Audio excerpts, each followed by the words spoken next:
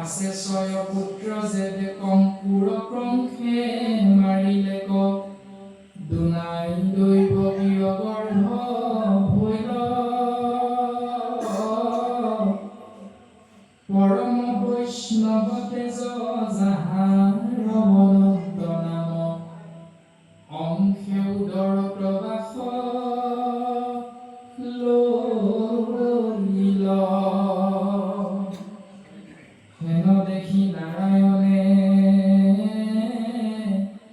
আদেশ কৰিলা পাছে মহামায়া গোকুল কজা দৈৱকীৰ গৰ্ভ হৰি ৰোহিণীত থৈও নিয়া যশোদাত তুমি উপজা হেৰামৰা আমি সাক্ষাতে গয়া দৈৱকীত উপজীৱ বসুদেৱ আনিব পলানি দুৰ্গা ভদ্ৰা কালী আদি হৈবে তোমাৰ নাম থাকিবা লোকৰ পূজা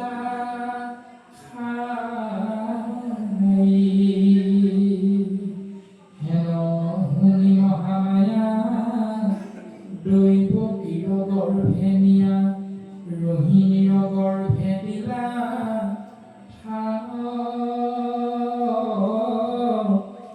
পাছে নগৰীয়া লোকে অন্যে কহে কথা দৈৱকীৰ গৰ্ভ হৈল শ্ৰাৱ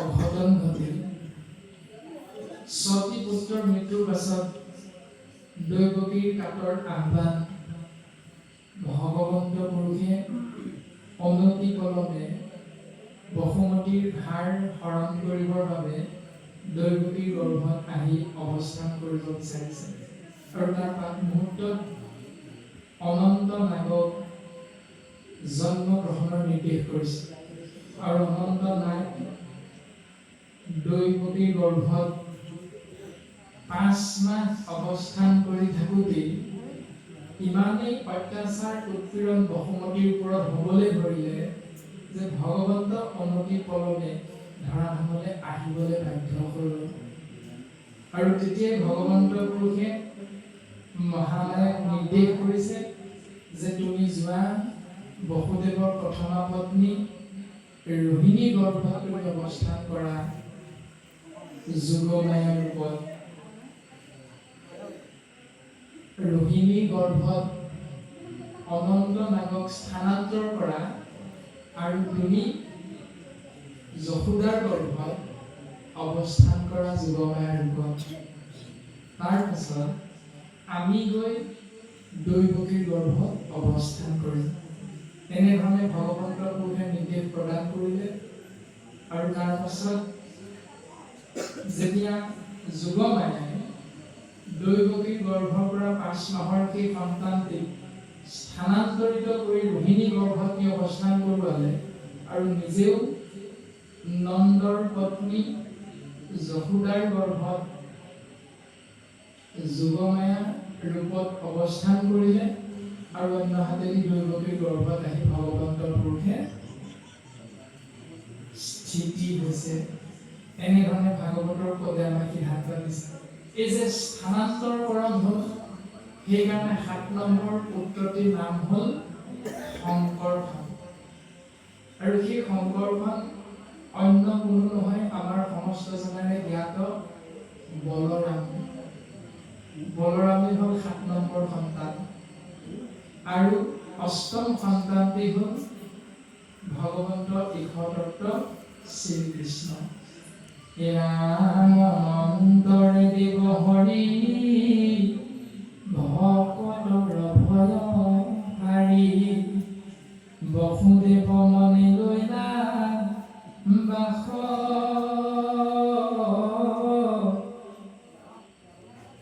পৰম বৈষ্ণৱ তেজ মনে দয়া বসুদেৱ সূৰ্য যেন কৰণে প্ৰকাশ দৈৱ কিৰ গৰ্ভে পাছে অৰ্পিলন্ত বসুদেৱে লৈলা বাস বিষ্ণু উদৰতে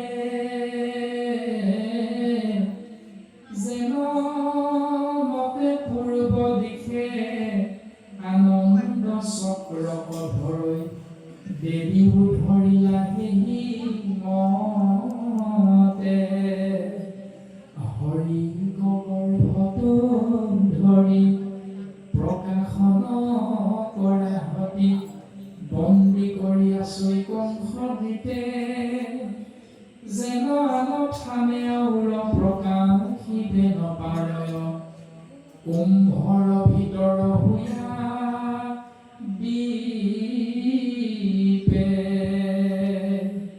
দিনে দেখিলে কংসে দৈৱ কিৰ দিব্য ৰূপ কৰৈ বন্দী গৃহক প্ৰকাশ বুলৈ মোৰ প্ৰাণ বৈ জানিলো নিশ্চয় কৰি এইৰ উদৰত লৈলা বাস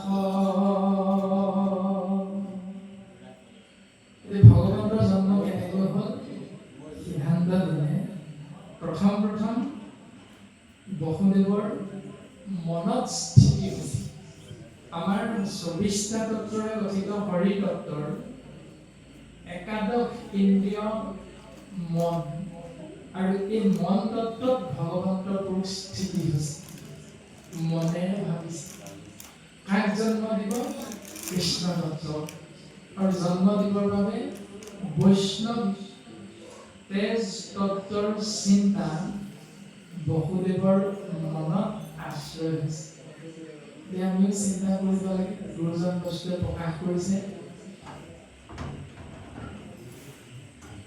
তৃতীয় স্কন্ধ কপিল দেৱহূতি আখ্যানত কপিল চৰিতত ব্ৰহ্মাৰ মানৱ পুত্ৰ কৰ্দম ঋষিক যেতিয়া পিতৃ ব্ৰহ্মাই আজ্ঞা কৰিছিল যে পুত্ৰ তুমি এতিয়া জীৱ সৃষ্টি কাৰ্যত ব্ৰতী হোৱা আৰু যেতিয়া কৰ্দম ঋষিয়ে সুধিছিল যে পিতা মোৰ লগত স্বভাৱগতভাৱে মিলি যোৱা এগৰাকী প্ৰকৃতি তুমি দেখুৱাই দিয়া যাৰ লগত গৃহস্থী ধৰ্ম মাধ্যমেৰে আমি প্ৰজা সৃষ্টি কাৰ্যত ব্ৰতী হ'ব পাৰিম তেতিয়া প্ৰজাপতি ব্ৰহ্মাদেৱে সিদ্ধান্ত দিছিল মই তোমাক সেই দৰ্শন দিব নোৱাৰো পুত্ৰ তুমি সৰ্বশক্তিমান কৃষ্ণতত্ত্ব কৃষ্ণদেৱক স্তুতি কৰা যদি তোমাৰ স্তুতিত সন্তুষ্ট হয় তেওঁ তোমাক মাৰ দৰ্শন কৰাব আৰু এই বুলি কোৱাৰ লগে লগে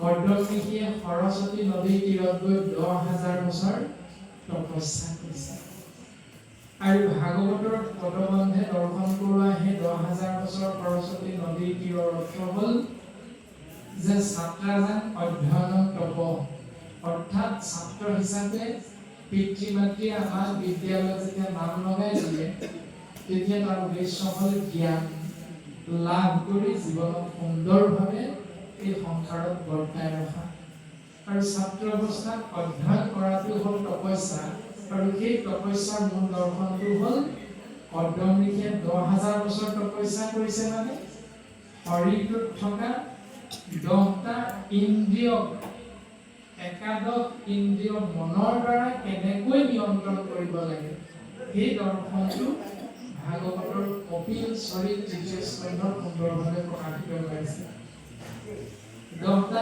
ইন্দ্ৰিয় 10টা ৰিপু আছে কাম ক্ৰোধ লোভ মোহ দম্ভ দ্বেষ অহংকাৰ মদ মাশ্চৰ্য এই 10টা ৰিপুক কেনেকৈ নিয়ন্ত্ৰণ কৰিব পাৰি তাৰ মূল কেন্দ্ৰবিন্দুটো হ'ল মন আৰু সেই মনক নিয়ন্ত্ৰণ কৰিবলৈ গৈছে আৰু সেই মনতে স্থিতি হৈছে কৃষ্ণ তত্ত্ব আৰু আমিও যদি এটি বৈষ্ণৱ সন্তান জন্ম দিব বিচাৰো তেতিয়াহ'লে প্ৰথম আমি মনেৰে ভাবিব লাগিব যে আমি কাক জন্ম দিম সেই মনেৰে ভাবিবৰ কাৰণে মনক নিয়ন্ত্ৰণ কৰিব লাগিব।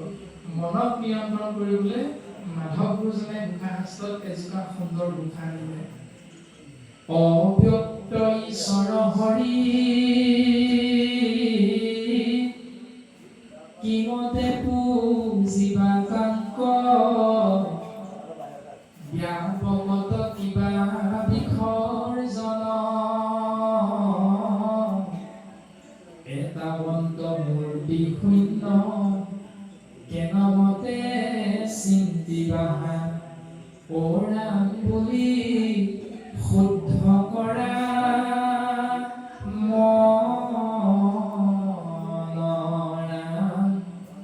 ৰাম বুলি শুদ্ধ কৰা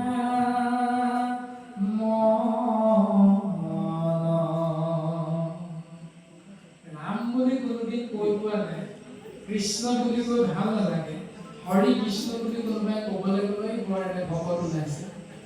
এই ভাৱনাযুক্ত হৈ থকা এজন মনুষ্যই কেতিয়াও এটি বৈষ্ণৱ সন্তান জন্ম দিব নোৱাৰে। সেইকাৰণে প্ৰথম চিন্তা মনত কৃষ্ণ তত্ত্বৰ নিবাস হৈছে আৰু বসুদেৱৰ। তাৰপিছত সেই মনত কৃষ্ণ তত্ত্ব দৈৱকীৰ মন তত্ত্বলৈ স্থানান্তৰিত হৈছে।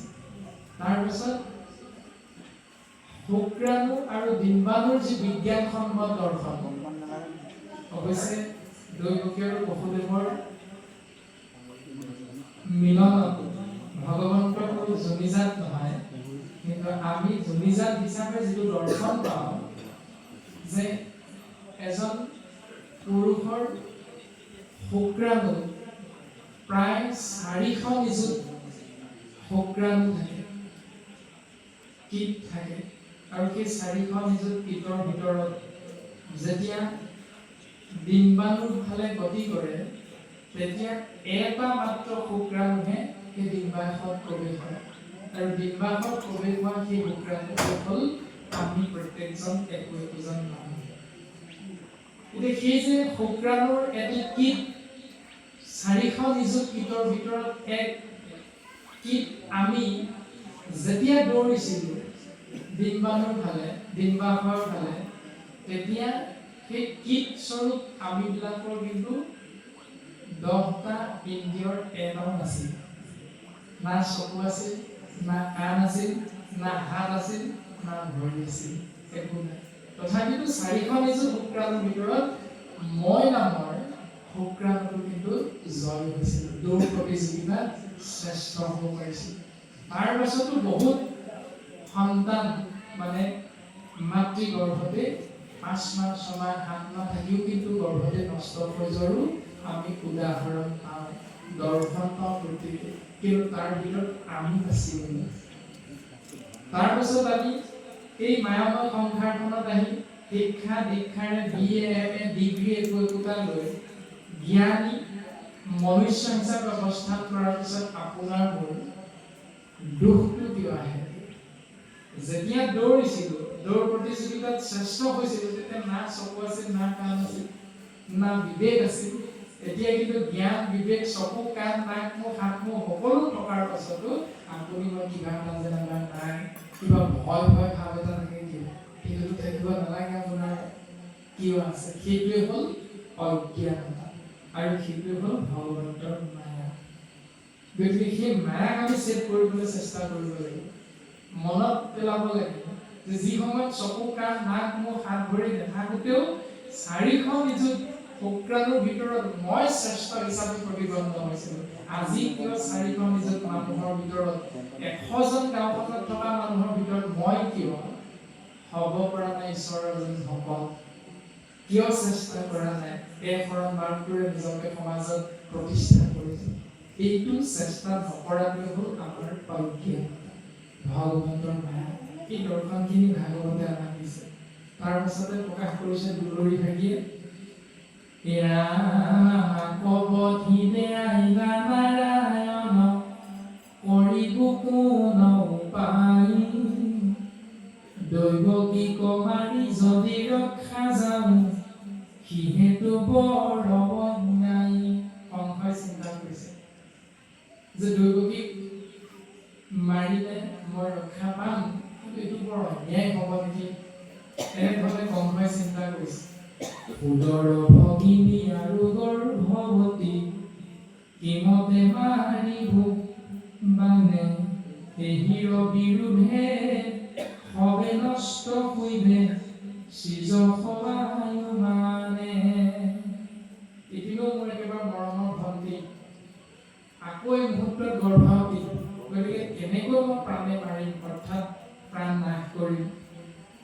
এনেকুৱা অকাৰ্য কৰিলে মোৰ এতিয়া যিমানখিনি শ্ৰীযশ সমস্তখিনি কীৰ্তি লুপ্ত হৈ যাব, সমাজত অপযশলৈ ৰূপান্তৰিত হৈ যাব। কংসই ভাবি আছে, ৰাম হেন পুৰ কংস কৰৈ যিটো প্ৰাণী, জীৱনে মৰাশী জনা, যিয়ে মানে তাক লোকে খাপিবে ভঞ্জিবে মৰি যাতনা, উপযোগ হৰি মাৰি বহু ধৰি, থাকো অপেক্ষা কৰি, হেন মনে গুণি ৰহিলা গৃহত, ভয়ে নিদ্ৰা পৰি হৰি। ভয়ে ভয়ে খাইছে, ভয়ে ভয়ে শুইছে। মুঠতে যিটো কৰ্ম কৰিছে প্ৰত্যেকটো কৰ্মতে কেৱল এটাই বস্তু, সেইটো হ'ল ভয়। জন্ম হওকচোন বাৰু, পাছত দেখা যাব কি হ'ব কি হ'ব। কেৱল ভয়ৰ মাজত কংসই অৱস্থান কৰিছে।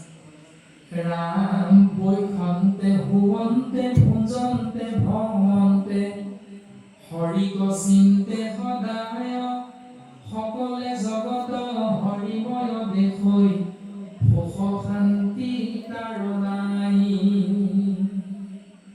এতিয়া কংসৰ চিন্তাটো প্ৰকাশ কৰিছে পদবন্ধে। খাওঁতে শুওঁতে, বৈখন্তে হুৱন্তে, বহোতে শুওঁতে, ভুঞ্জন্তে ভ্ৰমন্তে, খাওঁতে ভ্ৰমণ কৰোঁতে, অৰ্থাৎ খাওঁতে শুওঁতে উঠোতে বহোতে খোজে কাটলে বাক্যে বচনে, প্ৰত্যেক মুহূৰ্ততে এটাই চিন্তা, সেইটো হ'ল কেৱল কৃষ্ণ বিষ্ণু হৰি নাম। কিন্তু ভাৱনাটো কি? ভয়। ভয়ত ভাবিছে। আৰু সকলে জগত হৰিময় দেখো, সুখ শান্তি নাই। কোনোবা এজন যদি আহিছে বোলে ৰাজন ভালনে, এই বুলি যদি সুধিবলৈও কোনোবা এজন আহিছে, কংসই সেইজনকো কৃষ্ণই দেখা পাই গৈছে, এইটো কৃষ্ণই আহিছে কেৱল মোক মাৰিবলৈ। যিকোনো প্ৰকাৰে প্ৰত্যেক বস্তুতে কংসই কৃষ্ণ তত্ত্বকে দৰ্শন আছে। সেইটো হ'ল কংসই কৰা অজ্ঞানবশত ভক্তি, যাৰ বাবে কংসই মৃত্যুৰ লগে লগে হাৰুক্য মুক্তি লাভ কৰিব পাৰিছে। মৃত্যুৰ লগে লগে কংসই হাৰুক্য মুক্তি লাভ কৰিছে। কংসইটো ভয়তহে ভাবিছিল, যদি এজন হৰিধাৰী জীৱাত্মাই কৃষ্ণ নাম ভয়ত ল'লেও এই সংসাৰৰ পৰা তৰি যাব পাৰে, তেতিয়াহ'লে আপুনি আমি জানি বুজি যদি কৃষ্ণ বুলি কওঁ, আমি যে তৰি নাযাম তাৰ কিবা মানে আছে, আমিও তৰি যাম। এই দৰ্শনটোতো ভাগৱত আমাক সিদ্ধান্ত দিছে। মাত্ৰ তাত থাকিব লাগিব সুদৃঢ় বিশ্বাস। কংসৰ সুদৃঢ় বিশ্বাস আছিল যে কৃষ্ণৰ হাতত মই মৰিমেই, যদি পাৰোঁ কৃষ্ণই মোক মৰাৰ আগতে মই তাক মাৰিম। সেই আশাটো পুহি ৰাখিছিল মাত্ৰ। কিন্তু ধ্ৰুৱ সত্য কংসই জানিছিল, আকাশবাণী যেতিয়া হৈছে মই মৰিম কৃষ্ণৰ হাতত।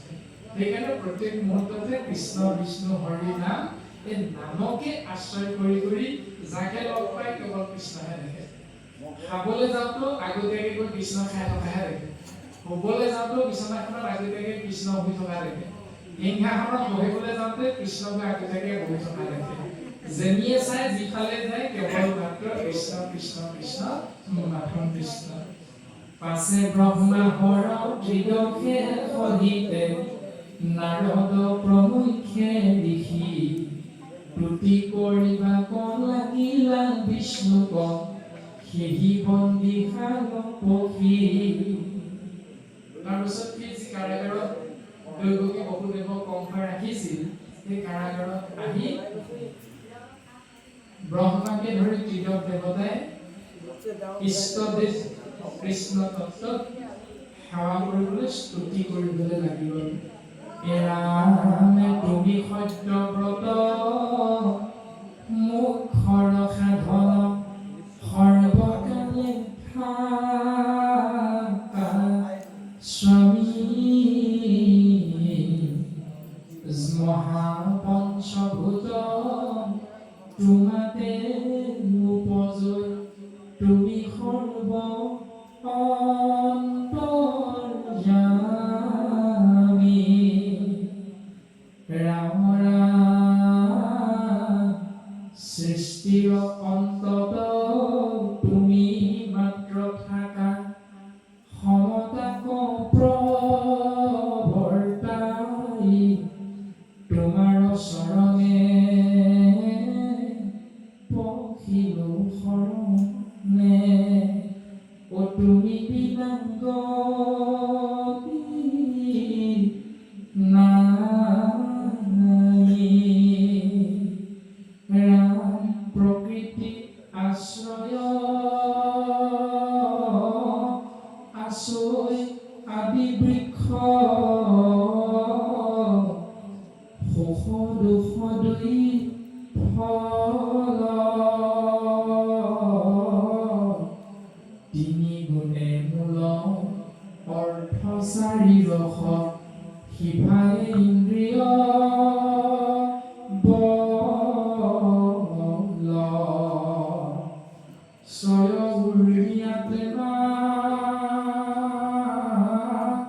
সাত ধাতু চাল শাখায়ে অষ্ট প্ৰকৃতি দশ বায়ু পাত ইষ জীৱ দুই পক্ষী ঠাকৈ আত নীতি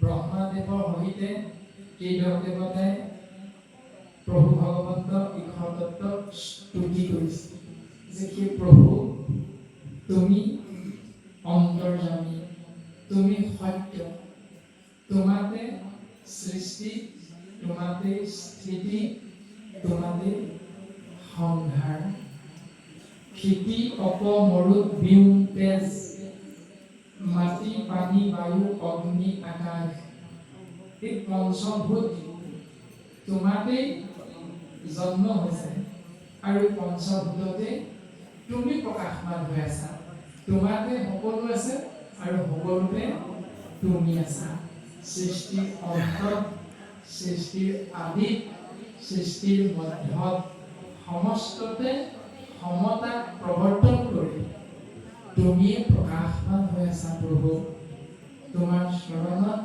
আমি শৰণে পকিছোঁ কিয়নো তুমি বিনে অগতিৰ গতি আৰু নাই প্ৰভু প্ৰকৃতি পঞ্চভূতেৰে নিৰ্মিত অৰ্থাৎ এজোপা বৃক্ষৰ কথা কৈছে একজোপি বৃক্ষ আছে জগতক জুৰি তললৈ ডাল পত্ৰ ওপৰলৈ গুৰি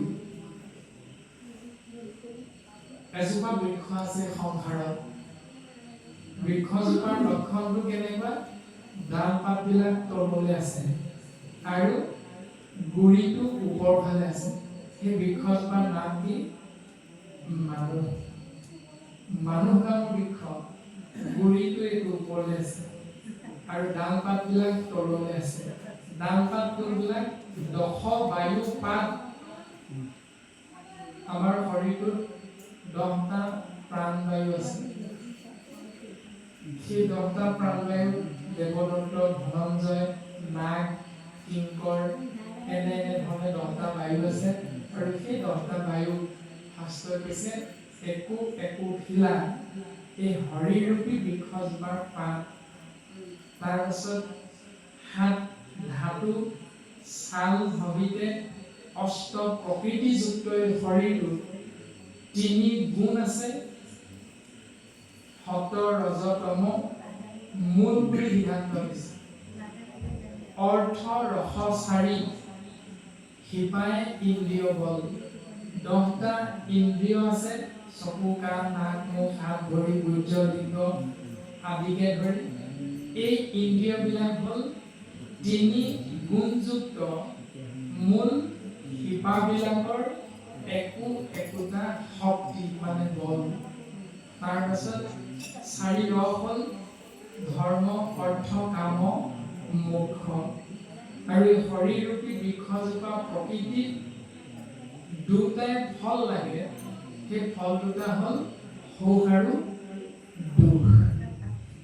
এই শৰীৰৰূপী বৃক্ষজোপা প্ৰকৃতি বুলি কৈছে, আৰু প্ৰকৃতিৰূপী এই শৰীৰৰূপী বৃক্ষজোপাৰ 10 ইন্দ্ৰিয়ৰ জৰিয়তে কৰা কৰ্মবিলাকত দুটাই ফল লাগে, সেই ফল দুটা হ'ল এটা সুখ আৰু অন্যটো হ'ল দুখ। আৰু সুখ দুখ ফল দুটা আশ্ৰয় কৰি দুটা পক্ষীয়ে সদায় ইয়াক আশ্ৰয় কৰি থাকে, অৱস্থান কৰি থাকে। সেই পক্ষী দুটাৰ নাম হ'ল, এটা হ'ল আত্মাতত্ব আৰু অন্যটো হ'ল পৰমাত্মা, অৰ্থাৎ ঈশতত্ব আৰু জীৱতত্ব। ঈশতত্ব মানে পৰমাত্মা, জীৱতত্ব মানে আত্মাতত্ব, পৰম আত্মাৰ সন্তান স্বৰূপ আত্মা। এই পক্ষী দুটাই ইয়াত আছে। জীৱ আত্মা পৰম আত্মা দুয়ো ককাই ভাই, অকাৰণে বন্দী হৈ চিনা জনা নাই। যে শৰীৰটোতে ঈশতত্ব আছে পৰমাত্মা, জীৱ আত্মাও আছে, কিন্তু ইটোৰ লগত সিটোৰ চিনাকি নাই, অকাৰণতে বন্দী হৈ আছে, কোনো কাৰণ নাই। গুৰুজনে চিনাকি হ'বৰ বাবে আমাক ইতিমধ্যে উপদেশখিনি প্ৰদান কৰি আছে, আৰু এনেধৰণে উপদেশ হিচাপে আমাৰ শৰীৰ তত্ত্বৰ দৰ্শনটো প্ৰকাশ কৰিলে।